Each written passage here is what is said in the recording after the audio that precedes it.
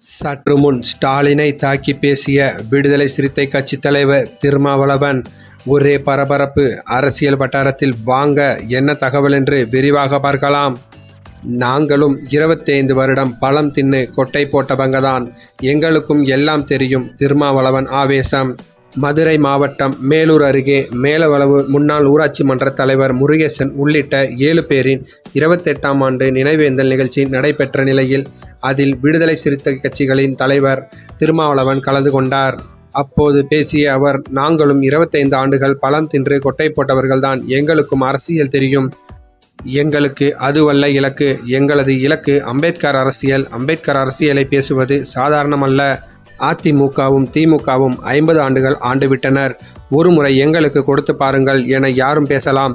திமுக மற்றும் அதிமுகவுக்கு அடுத்து விடுதலை சிறுத்தைகள் கட்சி வலிமை பெற்ற கட்சியாக வளர்ந்துள்ளது. அம்பேத்கர் அரசியல் அடியோடு புரட்டி போடுவது, புதிய மாற்றத்தை ஏற்படுத்துவது, புதியதாக கட்டமைப்பதுதான் அம்பேத்கர் அரசியல். சமூக மாற்றத்திற்கான புரட்சி அரசியல். தேர்தலுக்காக மற்றும் திமுகவோடு சேர்ந்து உள்ளோம் என்று நினைத்து விடாதீர்கள். அதிமுக திமுகவை கடுமையாக விமர்சித்து இருக்கிறோம். விடுதலை சிறுத்தை கட்சியின் களம் வேறு, அரசியல் வேறு, இலக்கு வேறு என்பதை நாம் புரிந்து கொள்ள வேண்டும். இந்த இயக்கத்தை இன்னொரு அரசியல் கட்சியால் சிதறடிக்க முடியாது என்று திருமாவளவன் ஆவேசமாக பேசியுள்ளார்.